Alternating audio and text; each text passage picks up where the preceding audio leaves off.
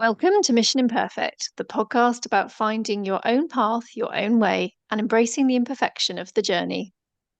We're your hosts, life coaches, former HR professionals, and mums, Kirsty and Catherine. We love to discuss the topics that come up time and time again for our coaching clients and which affect us all, from things like acceptance and boundaries to values and well-being and everything in between. Each episode ends with a question for you and us to reflect on. Your mission, should you choose to accept it, is to grab a cuppa and a biscuit and join us in getting lost in finding ourselves. Hello and welcome to Mission Imperfect. This is an auspicious occasion because technically this is the start of series 2. We decided completely randomly. So welcome to episode 1 of series 2 of Mission Imperfect.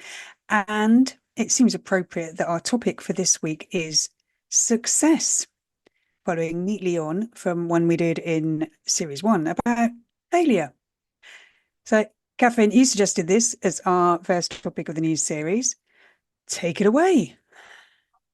Me onto the spotlight. Thank you. Well, I thought, let's start with something that sounds really positive because obviously I'm very aware it might sound like we might pick negative topics, but actually, hopefully, if people do listen to that failure episode, they'll realise that we're actually a lot more comfortable with that phrase and we don't see it in that sort of doom and gloom light. But nevertheless, let's flip it round and let's talk about success because we want to focus on the good things. But I thought it'd be interesting for us to focus today on actually what do we mean by success? How do you translate that to life as well? Because obviously, as life coaches, that's what we're interested in.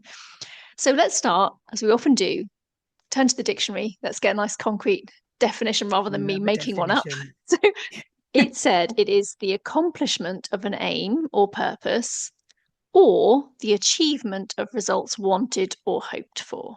I thought, okay, so we go. We've got somewhere to start. But then where I think it gets a bit tricky is this bit about translating it to life. And I think, and it'd be interesting to see if you think these also translate as fairly true. If we think of some conventional indicators of success in life, we might think about things like wealth. We might think about climbing the career ladder, perhaps owning your own home, and maybe a certain level of success, of status. Sorry, status. Yeah. So those were Mhm. kind of the four things that came to mind to me when we think about these conventional indicators. What do you think, Kirsty? Is there anything that I missed there? Oh, nothing that's springing to mind. I got a bit distracted by that certain level of status, to be honest, because I realized a little bit uncomfortably the kind of impact I enjoyed being able to have in some circumstances when people would say, "What do you do?" And you say, I'm a director in HR, and you could see their attitude to change when they heard a word like director. Mm. Yeah, it often And translates to job titles, doesn't it? This kind of sense, yeah, but it sort of goes hand in hand, I think, a little bit with that climbing of the career ladder. Like certainly for us in our backgrounds in HR, it's quite there's quite an obvious path, isn't there, of progression through the job titles that you hear associated with HR. So when you get higher up that ladder, you'll have the job title associated with that, and potentially a perspective that that's a marker of success. But then this is where I think it all gets a little bit sticky, and not just on the status one. I agree, that's the one that I personally feel a little bit icky about. Well, we'll come on to that later. That lack of status, actually. a bit But icky, but even, it also resonated because I realized that I used it as a tool. If I felt people were being dismissive of me or sort of treating me as the little woman kind of thing, it changed things. mm, yeah, it's interesting, isn't it? How people respond to you and how they might perceive you as successful, or maybe other words, like not to be trifled with kind of thing, as opposed to, it's interesting, isn't it? We have these Are sort we, of, are we doing trifle instead of biscuits this series? well, Sorry. It's a very dubious dessert link. Yeah, I wasn't sure how we could talk about successful biscuits this week, but no doubt we might be able to pop it in there somewhere. But let's go slightly back on track about these four areas and about them Yeah. being indicators of success in life. Mhm. And the reason I find that they get a little bit sticky is, if we're really honest, is this a sign of success? And on whose terms is it? I Mm. think we might be putting more emphasis on a sort of societal pressure there rather than personal fulfillment. And if it's like these universal markers, we hear the phrase one Yeah. size doesn't fit all. I think it gets bandied around a lot and it's a little bit annoying actually. And I hate the phrase cookie cutter and all this kind of stuff. But they are making a point, aren't they? We are different. So why should Really. our markers of success be the same? An excellent question. And I mean, society as a whole, the idea that having a certain amount of money and status, whatever, a certain amount of observable material wealth constitutes success. And yet that there are also sort of cultural and family pressures that can come into play, can't they? Yes, Yeah. especially family pressure and expectations. What your family wants for you, your parents in particular, it can be around wanting you to have what they never did, even if, and with the very best of intentions, but not necessarily taking into account the question of whether you actually want it. And they want you to be, secure and happy, and then, that have the opportunities they didn't. But in doing so, it can create a whole level of expectation and pressure around what your life should look like, what success will look like. Yeah. It's not Yeah. your. No, and I don't, because there are other terms in there, aren't there? There are things like security and a bit of certainty. And I Mm, totally understand the desire to want that for other people. mm, But does that have to translate in these markers? I think yeah, that's the real question, because I suppose you might think there is a certain amount of stability in owning your own home, but actually there's a huge amount of obligation and, for people paying mortgages off for an incredibly long time. I mean, I was listening to a podcast the other day actually, and the the guest financial expert was saying that a lot of young people, they're taking out 40-year mortgage terms. That's not uncommon now. And you think that's a massive commitment. yeah. Does it is it always the best route for people? It may not be, and yet it's this kind of conventional marker. Um, so I wanted to talk about this idea about what about success, including things that relate to our happiness, contentment, and fulfillment. And I don't want to just say that flippantly in a sort of woo kind of, make the world a happy place and you don't have to worry about things like security. I'm not suggesting that either, but I don't want people to feel like you have to look for those traditional markers if they just don't feel like they're right for you. So for example, talking about the career ladder, what if you realize later in life it's the wrong ladder? You actually would Mm, much rather be on a different one. Is it therefore unsuccessful to come off that ladder and talk about that sort of they call it the sunken fallacy, don't they, when you perhaps take yourself away from a path that you were on and you've invested, a lot of mm, time, training, years of your career, as it were. But what if the ladder next door is actually an awful lot more appealing to you and on a different level as well? Who's to yeah. say you have to keep going up the ladder? Oh, yeah. I mean, the top of the ladder may be way too uncomfortable for some people, dizzying heights create vertigo. Mm, But, and the pressure that comes with those kind of roles, if what matters to you is, your family life, spending time with your friends, pursuing certain interests, then a high pressure, all hours job is not going to make you happy. And, as you say, it's not about going, all pink fluffy cloud about it. It's about recognizing that perhaps that, it's about balance, which is important on a ladder. Glad to see that we're keeping our yes. metaphors consistent here. Uh, Yeah. it is about balance, isn't it? Finding the point that gives you, I suppose, the best compromise, the best of all worlds. And these days, the idea that you are going to choose one career and stick with it and just keep climbing that ladder seems to be fading somewhat. It seems there's a recognition that your career path is likely to look far more squiggly than just, a steady uphill slog. That you Yeah. may jump around between different types of job in different industries, doing different things, finding what works for you, and that's brilliant. And I recently read, oh, my mind's just gone completely blank. Radical Candor Oh, by Kim Scott, I think she's called.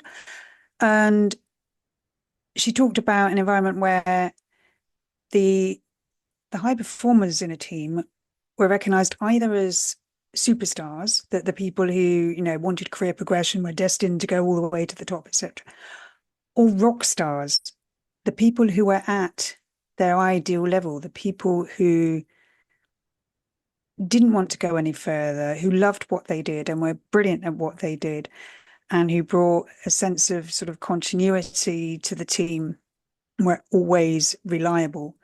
And when, they produced excellent work that was needed and necessary. So often people like that can be overlooked mm, when in fact they are extremely important in any in environment. And perhaps they are the ones that are finding that balance more than better than some others are. yeah. It all comes down to this sort of personal view of success, doesn't it? And I think Yeah. what is it you get caught up in thinking about that matters? And of course that changes over time. And we're going to come on to some of that. We're going to talk a little bit about basically trying to define success your own imperfect way instead of perhaps just thinking about those conventional markers. But just to briefly cover some of those sort of what I guess we would call success traps, and we've spoken Mm. about them a little bit already about conforming to traditional views even if they don't feel right. But there's also that obvious one to mention, which is comparisons. And I think we have spoken about this before. And I think I've called it the road to nowhere. And it's a very difficult one, isn't it? Because it's hard not to compare, even when you're not intending to compare, because you see and you hear and you observe what other people are doing and saying and how they're living their lives. And it's natural to think, oh, aren't they doing really well? Or oh, I'd love to have what they have. But it is they're not you. And it's yeah, do you actually even really want what they've achieved at, at what cost? I think that's a really good point that I think you probably made, Kirsty, the first time around when we spoke about comparisons. What might it have taken to reach that level of success? And Yeah. are you prepared to give that? At what expense? No, almost certainly not. No. Mm, just generically, Far, no. Yeah. far too lazy. But yeah, those comparisons, and it's very easy to see, somebody has done well and is having an amazing, luxury exotic holiday somewhere exclusive. And as you think, I want a piece of that. And yet that, yeah, who wouldn't like a luxury holiday? And seeing that, you immediately start comparing yourself to them. They've gone down this path, so I need to go down that path if I want what they've got. But the holiday is just a symptom, and if you're miserable 99% of your life and happy for the 1% that's on holiday, is that success? Mm. That's the way you can achieve a sort of similar result, but a different way. I think we have Mm. views about sometimes we have to grind for things like this to happen to us. But this is probably slightly encroaching on a future episode where we're actually going to talk a little bit about money and one of those markers Oh, of success. But let's yeah. revert back to these other sort of possible success Mhm. traps. And I do think, and I heard someone very well known actually talking about this recently in a podcast, and they're someone who's phenomenally successful by all those traditional markers, but they realized that they were actually losing sight of some of those other things that mattered, the sort of happiness, contentment, because it was an always striving thing. It was like, oh, I'll reach this amazing milestone. You reach that milestone, And instead of feeling elated, you feel a little bit flat and just look for the next one. It's like reaching, you've been looking at that summit of a mountain. You get there and you realize there's just a bigger one behind it. So you think, well, I have to climb that one now. It's just like, where does it end if you get into that kind of trap of just Yeah, sort of striving? Oh, yeah, well, what is enough? it's almost addiction, isn't it? But what came up for me when you were saying that was the whole thing about the dopamine hit, that high achievers, that they keep hitting these amazing milestones. High achievers will achieve great things, and you get a certain dopamine hit from doing that. The knowledge that you've done it, the kind of the validation and a celebration you get from others. If you keep getting that, then you need more and more of it to drive that dopamine hit, don't you? Mm. It doesn't, Yeah, you lose sight, I think, of the thing that was supposed to matter, yeah. which then begs the question, well, did it actually really matter? And I think that, I know that Mm, sounds like a really strange loop to go around in your head, but I think you understand what I'm saying. It's like I do, if yes. it becomes about something else rather than the thing that you were trying to achieve, was it actually the right thing? Was it really your marker of success? So talking of Yeah. which, let's talk a little bit about success on your terms, your way. And when we look back at those definitions that we mentioned at the start, so that aim or purpose to accomplish, you get to decide what that is. And it can change over time. I think that's the other really important thing. I think we'd both acknowledge we're probably very different now, later in life, than perhaps we were in our 20s. Our idea of I success, hope I so. was definitely very career orientated. That's what I guess I thought and was really important to me. Obviously, things have changed in my life. I've become a parent and various other things. So my point is, you choose, and you can choose again. It's not a sort of set Mhm. in stone thing. And the other definition, the achievement of results wanted or hoped for, there's a lovely big clue in it. It's you want it, not that you think you should want it or other people want it for you. You want it. So you Yeah. get to choose what that's going to be. Yeah, the result wanted by you. Mm. Yes. And it can be so easy to get swept away in that to be conditioned into assuming that you want something, the financial success, the career progression. And maybe you won't know until you're there that you don't, that it's not doing it for you. It sort of comes back to what you were just saying around what really matters. What is achieving this, what is it actually doing for me? What values is it meeting? What needs is it meeting? Is that what makes me feel good? Yeah, And so definitely. everything we try to achieve, we will learn from, either because we'll discover that it is what we want, and that's win-win, or we're going to discover that actually it's showing us that that's not the right way, and it gives us the opportunity to try something different. Yeah, absolutely. And this idea of it's very interesting is when we talk about purpose, as you rightly said, Kirsty, it doesn't always have to be these huge, lofty things. It absolutely can be, but it doesn't have to be. As long as it matters to you and you understand what you mean by it, then it's okay. And it's really interesting because in my own experience, it took me quite a long time to realize I was sort of allowed, for want of a better word, to want something different to some of these very traditional things. Which I don't give away I do this all the time, Kirsty. I give away my answer to the question during the episode, and then when we get to it, I've got nothing extra to add, so I won't go into it As, quite yet. as I said We'll talk earlier, a little yeah. bit. Yes, as I said earlier. So let's talk a little bit about this defining success. So it makes sense to focus on what it is that you really value and what your core values are. And we've spoken about this Mm. before in another episode. So I think don't worry, in the show notes we'll connect the dots to all these previous episodes where you might find some useful tidbits. But if you understand what is important to you, that is going to be one of your first big clues and areas to look for. Are my sort of success markers are they in line with those, or actually am I saying two slightly different things? Yeah, they are such useful little signposts, aren't they? Mm, In helping you find the way that's right for you.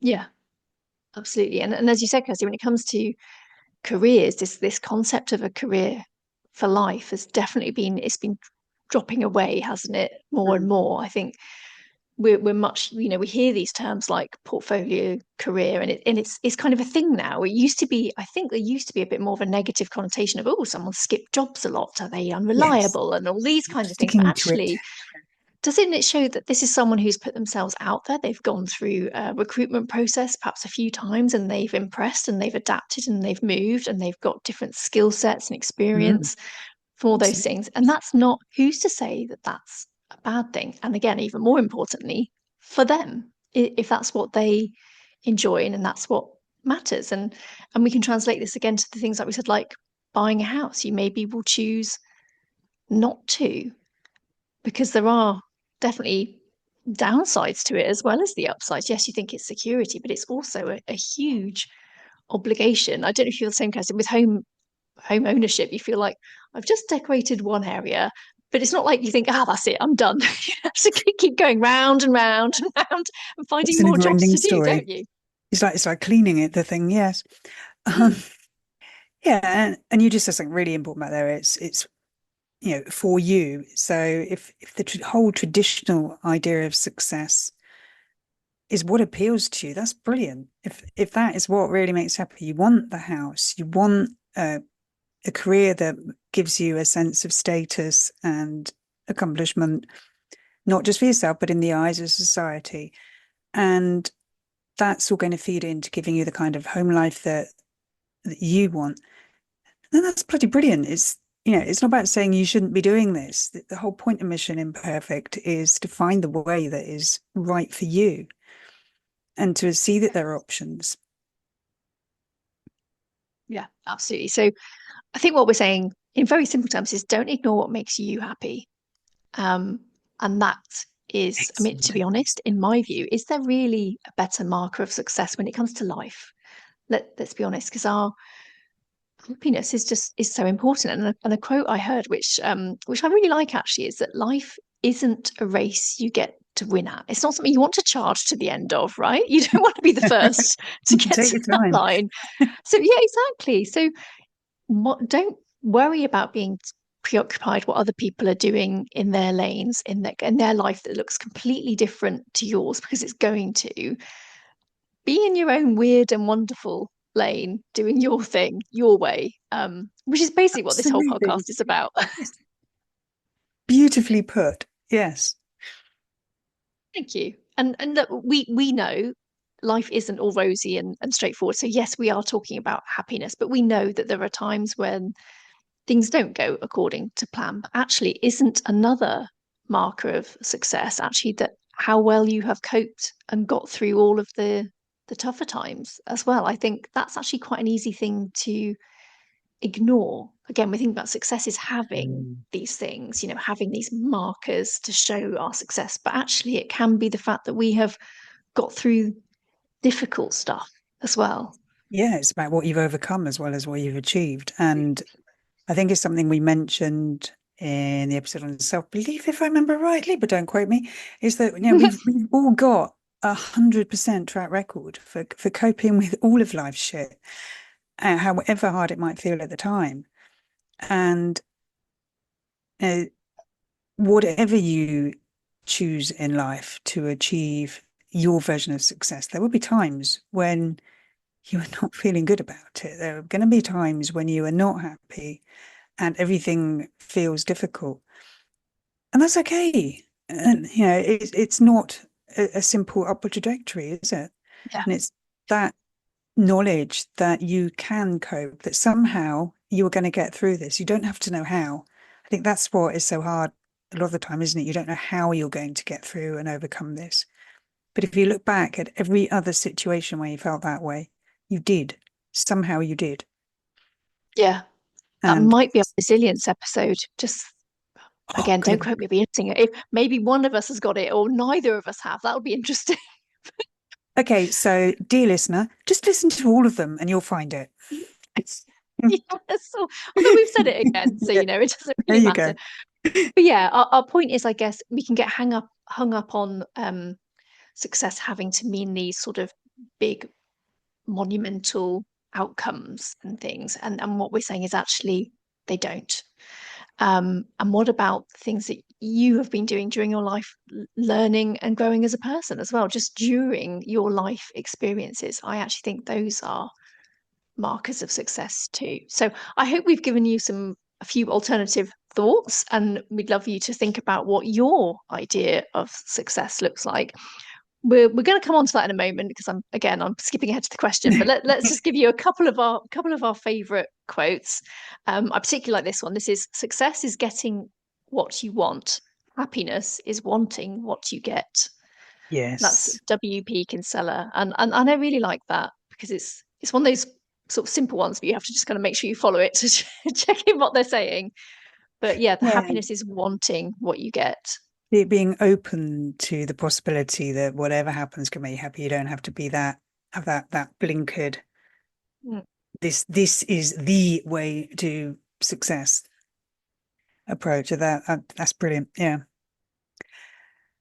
Um, okay, and one that I liked and that ties in neatly with our previous episode on failure is success is not final, failure is not fatal. It is the courage to continue that counts, from that drunken old sage, Winston Churchill. Yeah, yeah, it's interesting. Not neither of those states are sort of absolute, are they? So when we inevitably experience, hopefully, some of both, there is still a way forward. And that's kind of what I was saying about this bit about our learning and growth and getting through those tricky times as well. I think being important parts of the journey, and I think a marker of your success in life, even if it's not that perhaps very traditional view. I like this one: 80% of success is showing up. That's Woody Allen. And I think this is the irony. You have to show up in your own life, right? You can't actually hide from yourself, can you? As much Oh, as sometimes I think people you can try hide, quite hard. yeah, you can hide from other people, you can hide from the outside world, but you can't actually hide from your own life. So if you're having to show up in your own life, I think you're already part way there. But Well, we can make it 80% of the count way then. in ways that work for us, right? And that's kind of the point I think with that one. Too true. So hit us with the question. Right. Yes. So it's a big one. It's a big one this week. And it's: what does success look like for you personally at this stage of your life? And so good news, obviously there is no wrong answer, just the one that's right for you. So, Yes, but no. we would encourage you all to have a little think about this one. And I found it quite helpful to have a think about. And I deliberately put at this stage of your life, because I acknowledged that, back in my 20s and even some of my 30s, my idea of success was very different to what it is now. It I was a bit more interested in the career ladder, the working my way up in HR. And it was all fine at the time, and I really enjoyed where I worked. But actually now for me it's a lot more about simpler things. I Mhm. don't really have any status much at all, and it doesn't Mhm. bother me.